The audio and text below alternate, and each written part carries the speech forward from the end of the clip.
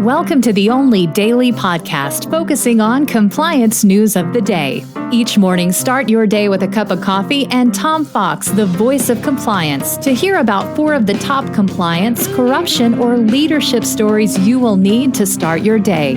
The Daily Compliance News is a production of the Compliance Podcast Network. First, a word from our sponsor.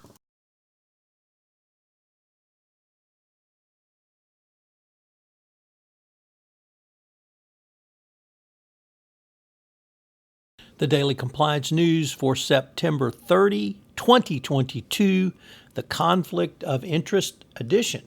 And we begin with that story from the Wall Street Journal in the CFO Journal. Tyson's Food has named the 32-year-old son of its chairman to the role of CFO. This is a publicly traded company, but the Tyson family controls a large chunk of the voting rights at the company.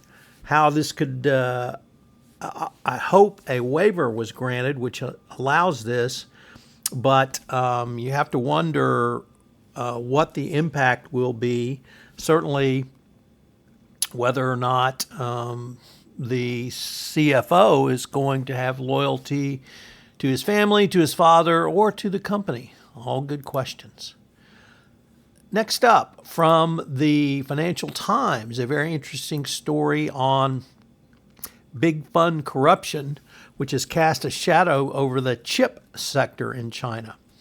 The Chinese Communist Party confirmed that the former head of Sino IC Capital was under investigation for corruption. This was a part of the campaign of the president of China, Xi, to eliminate graft.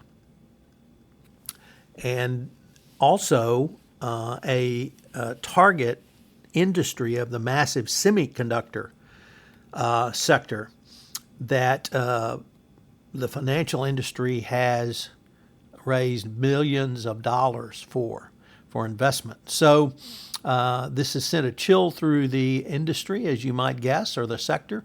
It has highlighted the heavy-handed role of the state, and it's laid the groundwork for graft and wasteful spending to flourish, delivering a setback to China.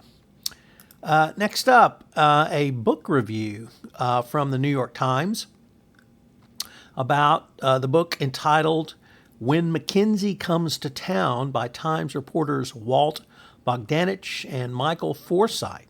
They argue that the legendary firm has accrued inordinate amount of influence, chasing profits at the expense of principle.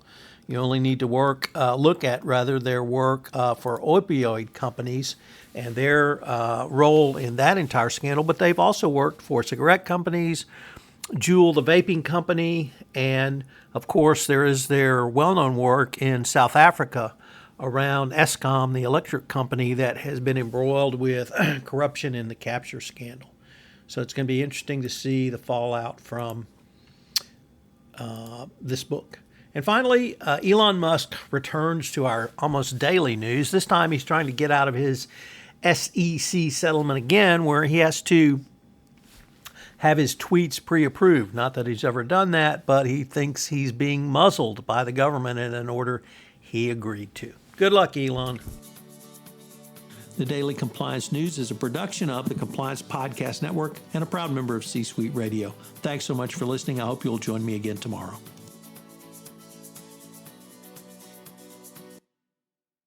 This podcast is a part of the C-Suite Radio Network.